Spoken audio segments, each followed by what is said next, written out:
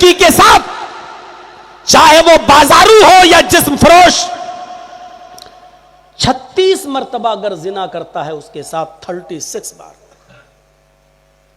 और सूद का 1 दिरहम खाता है तो 1 दिरहम सूद का नहीं, 54 सूद की, ये 36 मर्तबा जिना से भी बढ़कर है। मौलाना क्या हो गया है आज आपको? पूरे इलाके के अंदर सूद भरमार है, उसकी कारोबार हो रहा है सूद का। कितना मुसलमान सूद खाता है? मैं उस लड़के को भी जानता हूं जिसने अपने बाप को पैसा उधार दिया था कर्ज के तौर पर, और 1 साल के बाद जब बाप ने उसका कर्ज दिया, लो बेटा 1 लाख रुपया, तो बेटे ने कहा 1 नहीं 1 10 लूंगा। कहा तू बाप से भी सूद लेगा? तो बेटे का जवाब यह था, अरे बाप क्या, बाप के बाप से भी लूंगा, तुमको क्या, तुम नहीं दोगे तो तुम्हारे बाप को देना पड़ेगा। सोचता होगा वो बाप जमीन फट जाती, मैं धंस जाता, ऐसी नालायक और कमीनी औलाद का चेहरा नहीं देखता।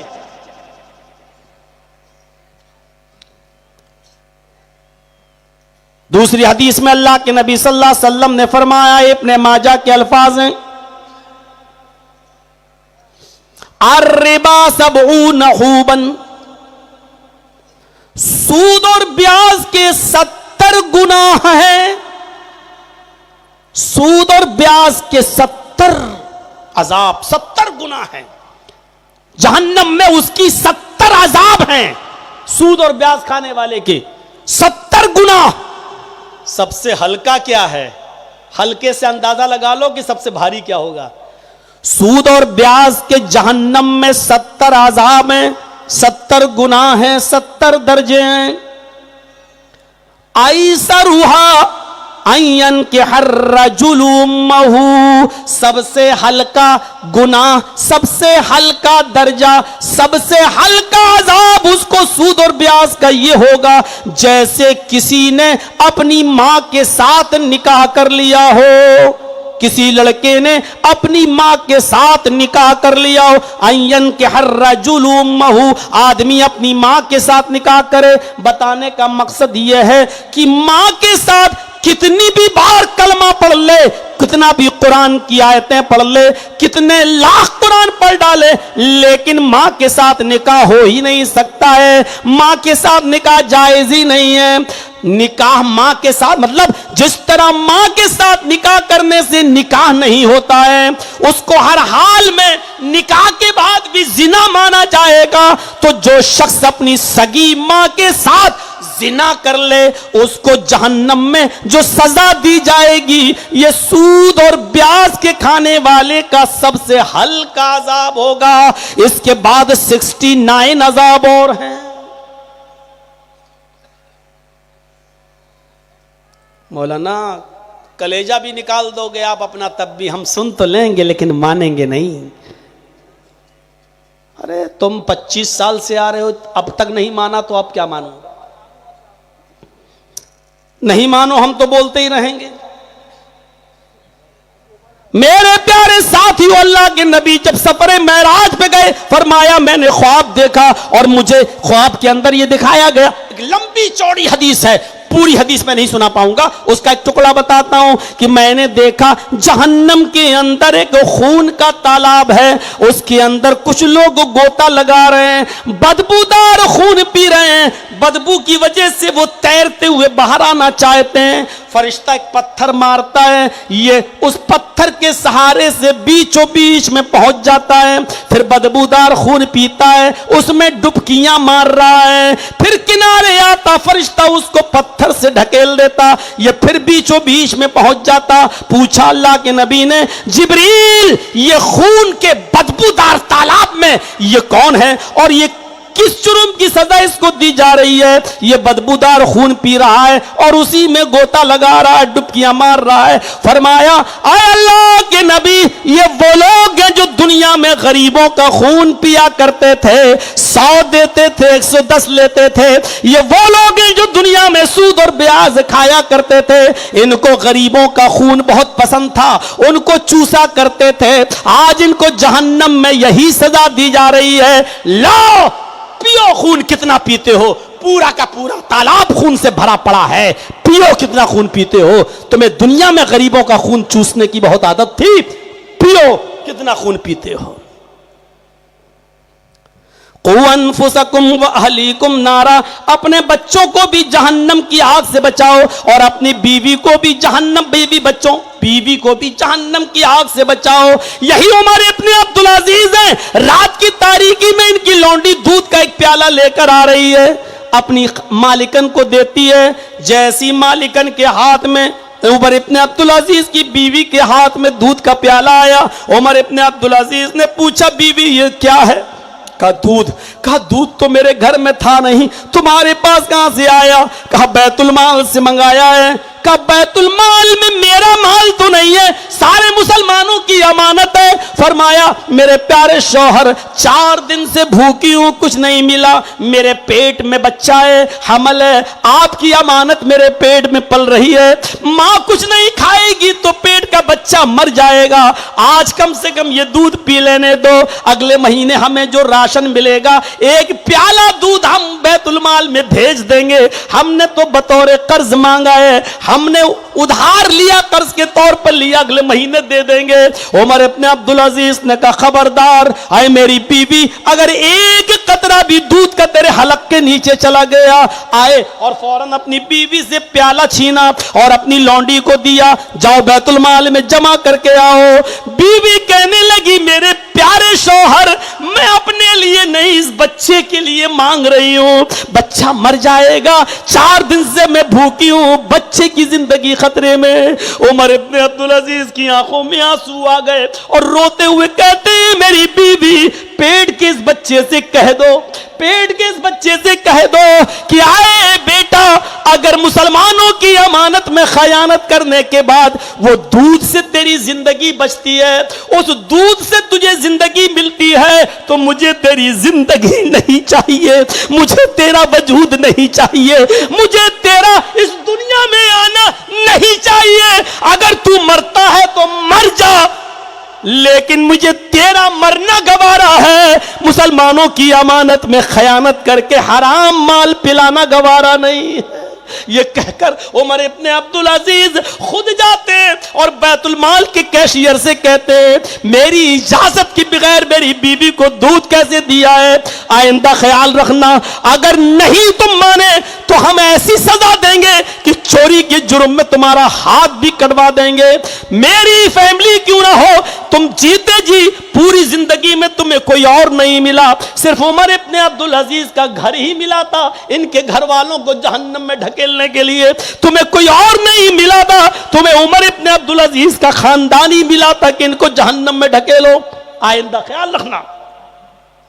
मेरे भाइयों, इन वाकयात की रोशनी में ईमानदारी के साथ बताओ हम कैसे नजर आते हैं, हमारी हालत क्या है बताइए, और फिर आज हम तसव्वुर करें, जिंदगी को देखें और देखें कि हम क्या खा रहे हैं और क्या पी रहे हैं और हमारा हिसाब किताब क्या है।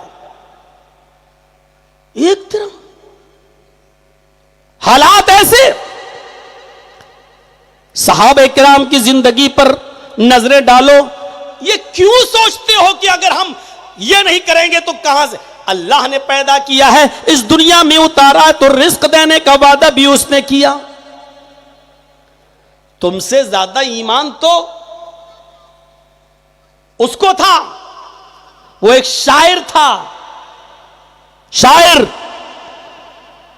बहका हुआ शायर मिर्जा गालिब। बड़ी मुश्किल से उसकी नौकरी लगी और पहले महीने की जो सैलरी मिली सबकी शराब ले आया, और शराब लेकर जब घर में घुसा तो बीवी ने कहा, इतनी शराब? बोला, पहले महीने की सैलरी मिली, शराब ले आया। कहा कि पहले महीने की तनख्वाह और पूरी की पूरी की शराब, गुजर बसर कैसे चलेगा घर का। शराबी जरूर था लेकिन ईमान देखो उसका, क्या कहता है, मेरी बीवी रोजी देने का वादा तो अल्लाह ने किया है वो देगा, शराब देने का वादा नहीं किया था वो मैं ले आया। शराब देने का वादा नहीं किया वो मैं ले आया। और इतना बड़ा पियक्कड़ था शराब का कि बीवी लानत भेजती थी, कमीने एक टाइम की नमाज नहीं पढ़ते हो, तो मैं शर्म नहीं आती कि मैं कहां फंस गई ये वो। तो कहने लगा कि चलो जाता हूं नमाज पढ़ने। तो बीवी देख रही है कि वुजू बना रहा है, आज जा रहा है, तो कहता कि कहां जा रहे हो। बीवी ने पूछा, कहा कि बीवी आज 2 दिन से शराब मिली नहीं पीने को। तो कहा फिर, जा रहा हूं मस्जिद में नमाज पढ़ने। चलो अल्लाह का शुक्र है सुधर तो गए। कहा सुधरा नहीं हूं, मस्जिद में नमाज पढ़ने के बाद हाथ उठा के दुआ मांगूंगा कि अल्लाह शराब दे दे, शायद नमाज के बाद अल्लाह सुन ले। और गया वो नमाज पढ़ने, असर का वक्त था, 4 रकात उसको पढ़ना थी, 2 ही पढ़ पाया कि किसी ने सामने से उसको शराब की बोतल दिखा दी। उसने 2 ही में सलाम फेर दिया, अस्सलाम वालेकुम रहमतुल्लाह, सलाम, भागा और बोतल ले लिया। और फिर घर आया, बीवी ने कहा वाह, नमाज पढ़ते ही तुम्हें शराब भी मिल गई, सुन ली। अरे बीवी खुशी की बात तो यह है कि अल्लाह ने 2 ही रकात में सुन ली, तो हमने 4 पढ़ी भी नहीं है। मेरा रब इतना मेहरबान, उसने 2 ही में सुन ली। जब 2 ही में हमने हमारी दुआ सुन ली तो 4 पढ़ने की जरूरत क्या थी। ऐसे ऐसे लोग इस दुनिया में गुजरे। तकवा की जिंदगी अपनी भरिए, अपने जिंदगी में तकवा लाइए। मेरे भाइयों, उमर इब्ने अब्दुल अजीज से सीखिए तकवा क्या होता है, और अल्लाह के रसूल सल्लल्लाहु अलैहि वसल्लम से सीखिए कि तकवा क्या होता है। हजरत अबू बकर से सीखिए। एक गुलाम ने खजूर लाया और खिला दिया, अबू बकर सिद्दीक ने खा लिया। गुलाम ने पूछा, अरे ये क्या है। रोजाना पूछते थे कहां से लाए, जब मैं बताता था तब खाते थे, आज पूछा ही नहीं कि आज भूख ज्यादा लगी थी इसलिए मैं खा गया। कहा रोजाना कमा के लाते थे, आज भी कमा कर लाए होगे। तो कहा कि आज ही कमा कर नहीं लाया हूं, रोजाना तो मेहनत करके लाता था, आज मेहनत नहीं की है मैंने। क्या? फिर अरे वो किसी दोस्त की बीवी को मैंने देखा, उसका पेट बड़ा था, तो मैंने उसको देख के कहा कि भाभी को बेटा होगा। कहानत गढ़ी थी मैंने। तो उसने पूछा था मुझसे, मेरे दोस्त ने, तुम्हें कैसे मालूम कि बेटा होगा। तो कहा रे मैं तो पेट देख के बता देता हूं कि बेटा है कि बेटी, मैं बहुत पहुंचा हुआ हूं। ये मैंने 1 महीना पहले अपने दोस्त से कहा था, आज मेरे दोस्त को बेटा ही हुआ है, उसकी बीवी को। तो आज वो खजूर लेके आया और रास्ते में मिल गया, देने लगा। कहने लगा अरे भाई तुम तो बहुत पहुंचे हुए हो, तुमने 1 महीने पहले बेटा बताया था, आज बेटा ही हुआ मेरे घर में। वाकई तुम यार पेट देख के बता देते हो, तुम तो बहुत माहिर आदमी हो। अब उसने दिया खजूर तो मैंने ले लिया और मैं लाया, वो आपने पूछा नहीं और खा लिया। तो कहा कि तुम्हें मालूम था उसके पेट में लड़का है। कहा नहीं, ये किसको मालूम है। फिर अरे मैंने तो धूल में लाठी मारी और निशाने पे लग गई, मैंने तो ऐसे ही कह दिया था और उसको हो गया। उमर हजरत अबू बकर सिद्दीक ने कहा ये तो हराम है, मां के पेट में बेटा है बेटी ये तो सिर्फ अल्लाह जानता है। फिर अरे अल्लाह की बात आप लोग करने कर रहे हैं, हम तो भाई मोमिन नहीं, हम तो हमें मिला हम ले आए। अबू बकर सिद्दीक ने कहा कि मैं तो खा गया, ये तो हराम था। तो कहा भी आप समझे। कहा पानी लाओ, पानी पिया। ओफो, 1 खजूर खाया था जिंदगी में, वो भी धोखे से। पानी पिया, बुखारी की हदीस के अल्फाज, 3 उंगली ली मुंह में आ करके कुल्ला किया, फिर पानी पिया, फिर उंगली डाली और फिर थूका, फिर पानी पिया और फिर उंगली डालकर कै किया। उस वक्त तक पानी पीते गए और कै करते गए जब तक कि यकीन नहीं हो गया कि जितना खाया था खजूर सब निकल गया होगा। उसके बाद कहा जो हराम का एक लुकमा खाता है अल्लाह ताला उसके दिल पर एक स्याह नुक्ता बिठा देता है। स्याह नुक्ता, स्याही का हल्का सा, अगर वो तौबा कर लेता है तो वो नुक्ता मिट जाता है, वो धब्बा मिट जाता है। और अगर वो तौबा नहीं करता तो ये धब्बा चलता रहता है, बड़ा होता रहता है, और एक वक्त आता है पूरे दिल को काला कर देता है। और जब इंसान का पूरा दिल काला हो जाता है तो उसको फिर परवाह नहीं होती कि ये माल जो मुझे मिला है ये हलाल का है या हराम का है। आने तो जैसा भी आ रहा है, अल्लाह के नबी ने फरमाया याती अलन्नासि ज़मानुन ला युबालिल मरऊ अखज़ा अमिनल हलाल अमिनल हराम। एक जमाना ऐसा आ जाएगा कि लोगों तुम देखोगे कि लोग इतने मदहोश हो जाएंगे, उनको इस बात की परवाह भी नहीं होगी कि हमारे पास जो माल आ रहा है वो हलाल का माल है या हराम का।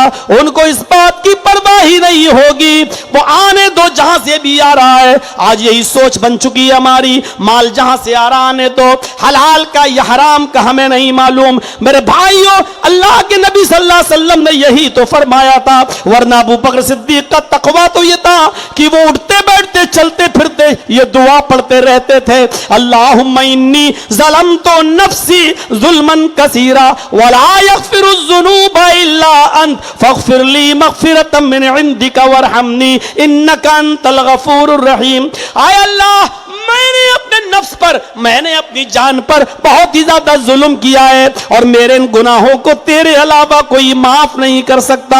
ये अबू बकर सिद्दीक हैं जिनको जन्नत में जाने का सर्टिफिकेट मिला हुआ है, फिर भी कह रहे हैं अल्लाह मेरे इन गुनाहों को तेरे अलावा कोई माफ नहीं कर सकता है। बुखारी का वो वाक़या उठाओ, मेरी माँ बहनों तुम सुनो, तुम्हारे लायक है वाक़या कि एक शख्स है, उसकी बहन है चचेरी चचाजाद, और चचाजाद बहन से रिश्ता जायज है, लेकिन यह लड़का अपनी उस चचेरी बहन पर आशिक था, लेकिन मोहब्बत एक तरफा थी। उस लड़की को नहीं मालूम कि मेरा चचेरा भाई मुझे चाहता है। एक तरफा मोहब्बत, अपने चचा की जिंदगी में यह उस लड़की से नहीं मिल सका। उस लड़की की शादी हो गई और वो अपने घर चली गई। एक दिन आया लड़की का बाप भी इस दुनिया से चला गया। फिर एक दिन आया कि लड़की का शौहर सख्त बीमार हो गया, उसके घर खाने के लाले पड़ने लगे, दवा का पैसा नहीं है। वो अपने चचेरे भाई के पास आती है और कहती है मेरे चचेरे भाई यबनाम मेरी कुछ मदद कर। आए मेरे चचा के बेटे, तेरी बहन इस वक्त बहुत परेशान है, बाप का इंतकाल हो चुका है, मेरा शौहर बिस्तर पर लेटा हुआ है, उठने के काबिल नहीं है, मेरे बच्चे भूखे हैं, मेरी कुछ मदद कर दे। उसने आज अपने दिल की बात कह दी कि आए मेरी चचेरी बहन, हम तुमको बहुत दिनों से चाहते हैं, अपने चचा की जिंदगी में हम अपना प्यार का इजहार नहीं कर पाए, मुझे आज भी तुम्हारी जरूरत है। ठीक है, मैं तुम्हारी मदद करने के लिए तैयार हूं, तुम जो कहोगी तुम्हें दे दिया जाएगा, लेकिन वादा करो कि आज की रात तुम्हें मेरे साथ गुजारना होगी, आज की रात तुम्हें मेरे साथ सोना होगी। उसकी नजर बच्चों पर गई, लेटे हुए बिस्तर पर लंबे लंबे अपने शौहर की तरफ गई। अल्लाह, कौन सी इम्तिहान में तूने मुझे डाल दिया है, इसके पास आई तो रात में सोने की बात कर रहा है, अगर इसकी बात नहीं मानती तो मेरा शौहर बीमार, मेरे बच्चे भूखे, मैं क्या करूं। ना चाहते हुए भी उसने वादा कर लिया, ठीक है अगर तेरी यही शर्त है तो मुझे अपने शौहर की जान बचाने और बच्चों के पेट पालने के लिए तेरी ये शर्त मंजूर है, तू मुझे कुछ दिरहम दे दे, मुझे कुछ दीनार दे दे, हाँ आज की रात मैं तेरे पास आ जाऊंगी। उसने खुशी खुशी दे दिया, ये घर चली गई। चूंकि शौहर बीमार था वो सोया, इसने बच्चों को भी खिलाया पिलाया और सुला दिया। जब रात पूरी तरह छा जाती है तो ये घर छोड़ कर आती है और अपने चचेरे भाई के पास आती है, दरवाजा खटखटाती है, दरवाजा खोला, इसने अपनी बहन चचेरी बहन को देखा, अंदर आने को बोला, ये अंदर जाती है। इसने कहा आओ जरा बिस्तर पर आओ, लेकिन ये लड़की डर रही है, ये कांप रही है, ये थर्रा रही है, इसके होंठ हिल रहे हैं। उसने हाथ पकड़ के खींचना चाहा, इस लड़की ने उसके हाथ को हटाते हुए कहा इत्तक़िल्लाह यब्नाम, आए मेरे चचा के बेटे अल्लाह से डर जा, अल्लाह का खौफ अपने अंदर पैदा कर। हराम हूं मैं तेरे लिए, मैं तेरे बहनोई की इज्जत हूं, आज तक मैंने अमानत में खयानत नहीं की है, मेरी मजबूरी मुझे यहां खींच के ले आई है। अरे तू अल्लाह से डर जा, जहन्नम के फरिश्ते हमारे इंतजार में होंगे, कब्र के फरिश्ते हमारे इंतजार में होंगे। चंद मिनटों की लज्जत, चंद मिनटों का तलज्जुज, चंद लम्हों का इंजॉय पूरी जिंदगी को क्यों तार तार कर रहा है, क्यों अजाबदार बना रहा है। अल्लाह से डर जा, इत्तकिल्लाह यबनाम, आए चचा के बेटे मेरे करीब मत आ, उस मोहर को मत तोड़ जो अल्लाह ने तेरे लिए हराम कर दिया है। इतना कहना था, उसका दिल भी कांप गया। दिल से जो आह निकलती है वो असर रखती है, पर नहीं ताकत परवाज मगर रखती है। ये बात दिल से निकली थी, उसने फौरन छुटकारा दे दिया। आए मेरी कजिन सिस्टर, मेरी बहन, जा, तू एक गुनाह पर इतना डर रही है, हालांकि वो गुनाह अभी तुझसे हुआ भी नहीं, अभी तूने वो काम किया भी नहीं, फिर भी इतना डर रही है। हाय मेरी तबाही, हाय मेरी बर्बादी, मेरी तो पूरी जिंदगी गुनाहों में गुजर गई। जा, मैंने तुझे छोड़ दिया और वो कर्ज भी हमने माफ कर दिया तेरे ऊपर, और कुछ मदद कर रहा हूं। उसने थैली खोली और भी मदद कर दी और कहा जा। जब वो दरवाजे पे पहुंची तो ये कहने लगा, आए मेरी बहन, कल कयामत के दिन जब अल्लाह मुझे मेरे गुनाहों की सजा देते हुए जहन्नम में डाले, तो वहां खड़ी होकर इतना जरूर कह देना कि अल्लाह, जब मैंने कहा इससे इत्तकिल्लाह, अल्लाह से डर, तो फौरन ये तेरे खौफ से डर गया, तुझसे डर गया, और तेरी खौफ की वजह से, तेरे डर की वजह से इसने मुझे नहीं छुआ। इतनी गवाही दे देना अल्लाह के सामने, शायद तेरी इस गवाही की वजह से अल्लाह मुझे बख्श दे, अल्लाह मुझे ऊपर रहम कर दे और अल्लाह मुझे जन्नत में दाखिल कर दे। इसने कहा ठीक है, और ये चली गई। मेरे भाइयों, उस जमाने की लड़कियों पर नजरें डालो, करीब पहुंच चुकी है, मजबूरी भी है, कांप रही है, थर्रा रही है। तक़िल्लाह अपना, आए मेरे चचेरे भाई, अल्लाह से डर जा। कैसी पाकबाज औरतें थी, अल्लाह से कितना डरा करती थी। मेरी कौम की बेटियों, मेरी कौम की बच्चियों, आज तुम्हें क्या हो गया है? आज तुम किस किस तरीके की बेपर्दगी का मुजाहिरा कर रही हो? आज तुम टिकटॉक पर, इंस्टाग्राम पर किस किस तरीके से वीडियोस बना रही हो? आज तुम्हारी शर्म हया कहां चली गई? कल तक तुम्हारे खूबसूरत चेहरों और गालों को आसमान की निगाहों ने भी नहीं देखा था, आज जो चाहे तुम्हें देखता फिर रहा है, जो चाहे आज तुम्हारे हुस्न और तुम्हारे चेहरे की खूबसूरती को देखता है। मेरे बहनों, मेरी कौम की बच्चियों, अपने आप को अल्लाह से डरने वाली बनाओ। हजरत फातिमा की तरह पर्दा अपनी जिंदगी में पैदा करो। अबू दाऊद की उस रिवायत पर नजर उठाओ कि एक औरत थी जिसका बेटा मैदानी जंग में लड़ रहा है और लड़ते लड़ते शहीद हो गया। किसी ने खबर दी कि तेरा बेटा मैदानी जंग में कत्ल कर दिया गया। उसने चादर ओढ़ी, हाथों में गिलव्स पहने, पैरों में सॉक्स, मोजे, और मैदानी जंग की तरफ भाग गई। कहने लगी, मेरा बेटा कहां है? लोगों ने पूछा, तुम कौन हो? कहा, उम्मे खल्लात, मैं खल्लात की मां हूं, मेरा बेटा मैदान जंग में शहीद हो गया, उसी को देखने आई हूं। अपने बेटे को देख रही है। लोगों ने कहा, तेरा बेटा कत्ल हो गया है और तू चेहरा छिपाए हुए, हाथों में पर्दा, पैरों में मोजे, हाथों में सॉक्स, हाथों में ग्लव्स और पैरों में सॉक्स, ये सब पहने हैं, कैसे अपने बच्चे को देख पाएगी? तेरी सिर्फ एक आंख खुली है, दूसरी आंख बंद है, और तू सही से अपने बेटे का दीदार कैसे करेगी? कम से कम चेहरा खोल कर तू अपने बेटे को देख ले। उसने कहा, अरे मोहम्मद के साथियों, तुम मौजूद हो, तुम्हारी मौजूदगी में मैं चेहरा कैसे खोलूं? कहा, तुम इस हाल में भी ये देख रही हो? अरे औरतें तो पागल हो जाती हैं अपने बच्चे की मौत की खबर सुनकर, और तुम इस हाल में भी इतना पर्दा किए हुए हो। कहने लगी, आए मोहम्मद के साथियों, मैंने अपना बेटा खोया है, अपनी हया नहीं खोई। मैंने अपना बेटा खोया है, अपना पर्दा नहीं खोया। मैंने अपना बेटा खोया है, अपनी शर्म नहीं खोई। मेरे बेटे का जनाजा निकला, हम अपनी शर्म हया का जनाजा क्यों निकालें? ये कौन सा पर्दा था? इस हाल में भी वो कह रही है कि मैं अपने बेटे को खोया है, पर्दा नहीं खो सकती हूं, मैं अपने पर्दे का जनाजा नहीं निकाल सकती हूं। ये चंद बुनियादी बातें तकवे के ताल्लुक से हमने आपके सामने रखी हैं। उठने से पहले थोड़ा सा एक रिक्वेस्ट है मेरी, ये मस्जिद का काम है आपका जो यहां हो रहा है। हमने जिंदगी में कभी चंदा वंदा किया है नहीं, ना मैं जानता हूं चंदा क्या होता है। एक दो बार मैंने निकला हूं अपने इलाके की मस्जिद के लिए और कभी मदरसे के लिए, लेकिन अब वो काम पूरा हो चुका है इसलिए आता भी नहीं हूं। तो मेरे प्यारे साथियों, आपसे गुजारिश है, हमारे सरदार साहब ने हमसे कहा कि मौलाना लास्ट में थोड़ा सा आप हमारी मस्जिद के लिए कलेक्शन कर दीजिए।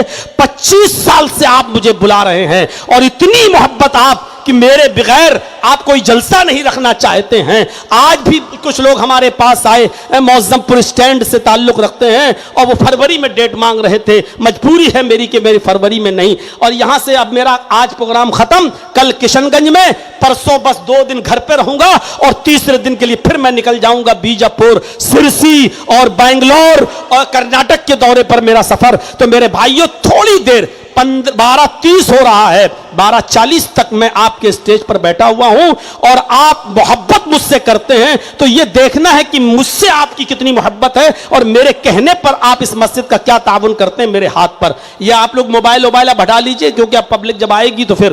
तो मेरे भाइयों अभी बैठिए, बस इतना बता दूं कि मम बना लिल्लाहि मस्जिदन बनल्लाहु लहु बैतन फिल जन्नह, जो अल्लाह का घर दुनिया में अल्लाह के लिए मस्जिद बनाएगा, अल्लाह उसके लिए जन्नत में घर बनाएगा। तो आप देखें मेरे हाथ पे आप क्या देते हैं, अल्लाह रब्बुल आलमीन इसका पूरा अजर अजीम आपको अता फरमाएगा। अल्लाह ताला आपका जन्नत में घर बनाएगा। आप मेरे हाथ में देखें क्या दे रहे हैं। और है? अच्छा, ये माशाल्लाह 5,000 रुपया दिया है, अल्लाह रब्बुल आलमीन कबूल फरमाए। और एक बात सुन लीजिए, वो हम जो अभी जो चंदा कर रहे थे हमारे मौलाना साहब, हम उस तरीके से चंदा नहीं कर पाएंगे क्योंकि हमारी वो आदत नहीं है। तो दिल में नियत कर लीजिए किसको सवाब पहुंचाना है, इंशाल्लाह आपको सवाब मिलेगा।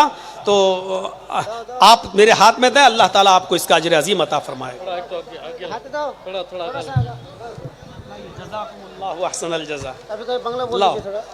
तड़ातड़ी यासिन, नहीं बस लाइए लाइए, आइए आज मुसाफा करिए, भर कर लाइए, हाथ मिलाने का आज मौका है आप लोगों को, लाइए। माशाअल्लाह, जज़ाकुमुल्लाहु अहसनल जज़ा। हमारी माँ बहनें भी वहाँ किसी चादर में कर लें तो अच्छा होगा। मेरा जूता चला गया। अरे पहले पैसे वाले भाई हाथ मिलाएं, बाद में आप लोग मिलाइए। मस्जिद के लिए जो पैसा दे रहा पहले वो लोग हाथ मिलाएं। खाली हाथ आए, लाओ लाओ लाओ, देखिएगा नहीं तो खींच ना ले, चप्पल की खींच लेगा। लाओ, ओए मेरा जूता मत ले जाना आप लोग, लाइए। जज़ाकुमुल्लाह। আপনারা নিয়ে আসেন সবাই। जिसके हाथ में पैसा देखूंगा उसी से मिलाऊंगा।